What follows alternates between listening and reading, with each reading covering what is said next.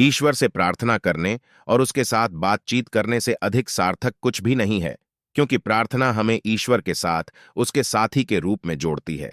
जिस प्रकार हमारी शारीरिक आंखें प्रकाश को देखकर प्रकाशित होती हैं, उसी प्रकार ईश्वर का चिंतन करने में हमारी आत्मा उससे प्रकाशित होती है। यदि हम प्रार्थना के लिए समय देने में उदार हैं, तो हम जीवन भर इसके लाभों का अनुभव करेंगे। शरीर के लिए यदि भोजन आवश्यक है, तो आत्मा के लिए जो आवश्यक है वह है प्रार्थना।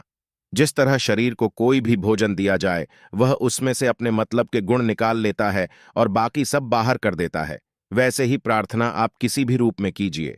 बस उसके केंद्र में अगर आपकी आत्मा हो, तो आत्मा भी अपने लिए आवश्यक चीजें लेकर बाकी सब बाहर कर देगी। हम प्रार्थना को अक्सर धर्म में बांध कर देखते हैं। दरअसल प्रार्थना धर्म से आगे की चीज है। प्रार्थना हमें हमसे मिलवाती है, जबकि धर्म हमें केवल ईश्वर तक जाने का रास्ता दिखाता है। प्रार्थना के लिए हर धर्म ने व्यवस्था की है, क्योंकि सब जानते हैं आत्मा की आखिरी खुराक यही है। अक्सर हम मान बैठते हैं कि पूजा करना ही प्रार्थना है, चर्च में बैठना ही प्रार्थना है, नमाज ही प्रार्थना है, लेकिन इन सबसे अलग भी कई तरीके हैं प्रार्थना के। बुद्ध ने पेड़ के नीचे शांत बैठकर प्रार्थना का मार्ग सुझाया, तो मीरा ने भजन गाकर प्रार्थना का मार्ग बनाया। रहीम ने पद्य रचकर प्रार्थना खोजी, तो अमीर खुसरो ने कव्वालियों में प्रार्थना पिरोई। रूमी ने मसनवी में प्रार्थना का रूप खोजा, तो गांधी जी ने चरखे के साथ रामधुन गाकर। सच्चाई यह है कि इनमें से हर एक वह कर रहा था जिससे उसकी आत्मा को सुकून मिले, जिससे आत्मा बेचैनी की कैफियत से बाहर आ जाए। एक बार अपने दिल की सुनिए। जब आप परेशान होते हैं, जब सब रास्ते बंद नजर आते हैं, तब वह कौन सी हरकत है जो आपको इन सब से बाहर ले आती है, जो निराशा में एकदम से आशा भर देती है, हार को जीत की तरफ मोड़ देती है, अंधेरे में रोशनी पैदा कर देती है, दर्द में मुस्कुराहट ला देती है, बेरंग माहौल में रंग भर देती है, परायों में हर तरफ अपने बना देती है? वह है केवल और केवल प्रार्थना। प्रार्थना आत्मा का भोजन है, फिर चाहे वह ध्यान हो, संगीत हो, योग हो, भक्ति हो या कुछ और भी हो। हम सब जीवन भर या तो खुद को ढूंढते हैं या ईश्वर को। दोनों ही स्थितियों में प्रार्थना आवश्यक है। एक जगह हम खुद से प्रार्थना करते हैं, तो दूसरी जगह ईश्वर से करते हैं। दोनों ही सूरत में आत्मा को प्रार्थना की भूख होती है, जिसे हमें पूरा करना ही होगा। प्रार्थना ईश्वर के साथ संवाद करने का एक अनमोल तरीका है। यह आत्मा को प्रसन्न करती है और उसके स्नेह को शांति देती है। आपको प्रार्थना को शब्दों को विषय नहीं समझना चाहिए। यह ईश्वर की इच्छा है, अवर्णनीय भक्ति है, मानव मूल की नहीं, बल्कि ईश्वर की कृपा का उपहार है। संत पौल कहते हैं, हम नहीं जानते कि प्रार्थना कैसे करनी चाहिए, लेकिन आत्मा स्वयं शब्दों से परे गहरी आहें भरकर हमारे लिए हस्तक्षेप करती है। जो कोई भी प्रभु से इस प्रकार की प्रार्थना का उपहार प्राप्त करता है, उसके पास ऐसी समृद्धि होती है जो उससे छीनी नहीं जा सकती। इस प्रार्थना को पूरा करने के लिए अपनी आत्मा के घर को विनम्रता और दीनता से रंग दें और इसे न्याय की रोशनी से शानदार बनाएं। इसे विश्वास और उदारता के साथ परिश्रम पूर्वक सुशोभित करें। सबसे बढ़कर इस घर के ऊपर इसकी छत के रूप में प्रार्थना रखें, ताकि पूरी इमारत प्रभु के लिए तैयार हो सके। इस प्रकार एक शानदार राजघराने में उनका स्वागत किया जाएगा और कृपा से उनकी छवि आपकी आत्मा में पहले से ही बस जाएगी। सबसे बड़ी भलाई प्रार्थना और ईश्वर से बातचीत है, क्योंकि इसका मतलब है कि हम ईश्वर की संगति में हैं और उसके साथ एकता में हैं। जब प्रकाश हमारी शारीरिक आंखों में प्रवेश करता है, तो हमारी दृष्टि तेज हो जाती है। जब कोई आत्मा ईश्वर की ओर अभिमुख होती है, तो ईश्वर की अमिट रोशनी उसमें चमकती है और उसे उज्ज्वल और स्पष्ट बनाती है।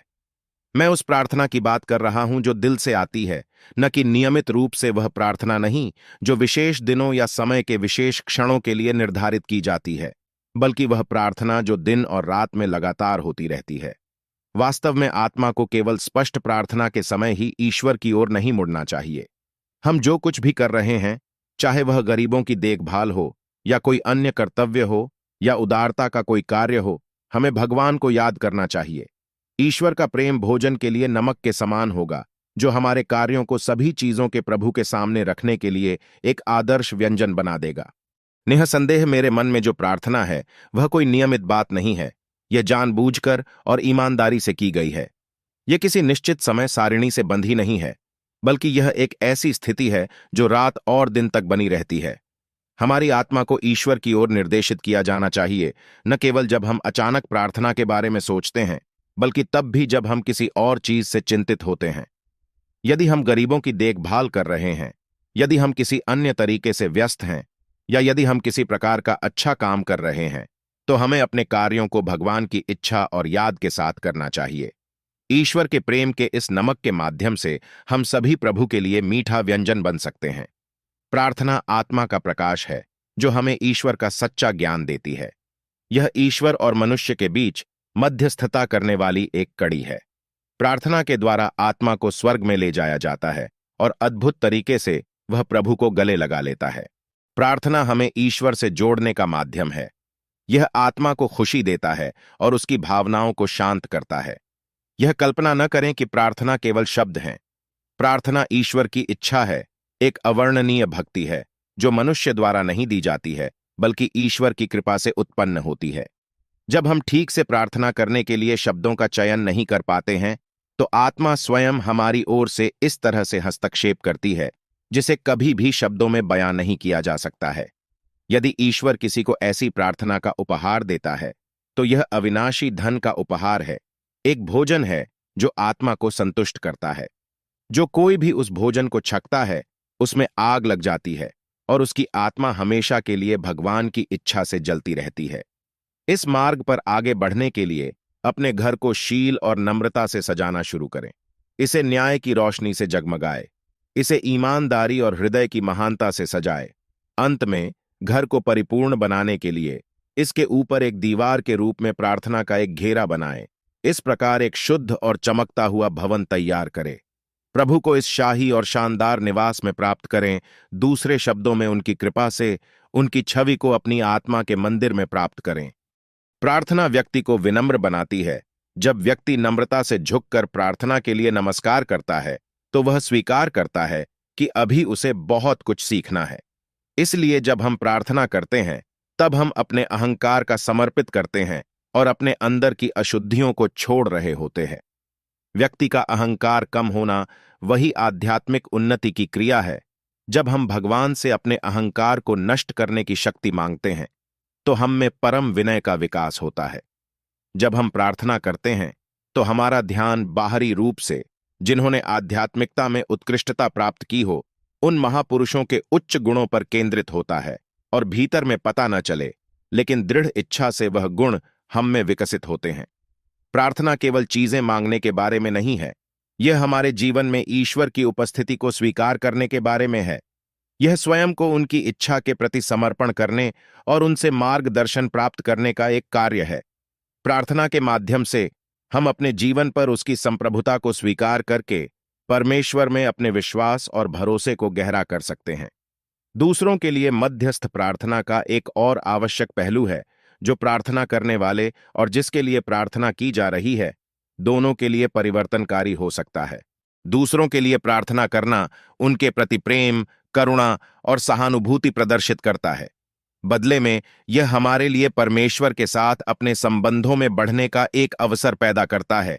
जब हम अपने आसपास के लोगों पर उनकी आशीषों की तलाश करते हैं, चाहे हम परिवार के सदस्यों, दोस्तों या अजनबियों के लिए प्रार्थना कर रहे हों, दूसरों के जीवन में उपचार, मार्गदर्शन या सफलताओं का अनुभव करने में मदद करने के लिए मध्यस्थता प्रार्थना शक्तिशाली उपकरण हो सकती है।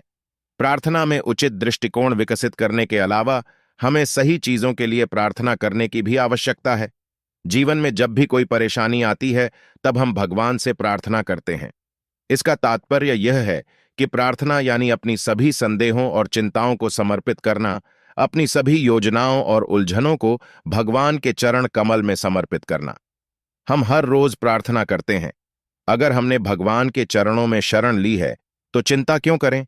भगवान हमेशा कहते हैं कि चिंता तभी उत्पन्न होती है जब हम यह मान लेते हैं कि मैं अकेला व्यक्ति हूं।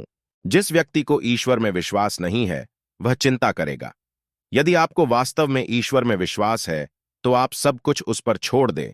प्रार्थना हमें मीठी और मधुर वाणी प्राप्त करने में मदद करती है।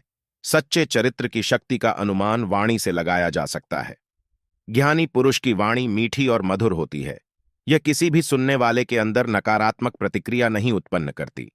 इस तरह की वाणी को प्राप्त करने के लिए प्रतिदिन आपको हृदयपूर्वक और प्रार्थनापूर्ण भाव से कहना चाहिए, मेरी वाणी से किसी को दुख न पहुंचे और मेरी वाणी ऐसी हो कि वह दूसरे व्यक्ति को मदद और सुख दे। प्रार्थना दृष्टिकोण हमें ईश्वर के करीब लाता है, जिसके परिणाम स्वरूप उस सर्वशक्तिमान के साथ अधिक घनिष्ठ संबंध होता है।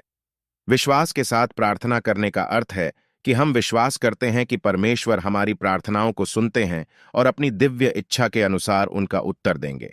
सच्चे मन से की गई ऐसी प्रार्थना को सुनकर भगवान अक्सर हम सब भक्त की मदद करते हैं, उसे जीवन की सही राह दिखाते हुए सफलता की ओर ले जाते हैं।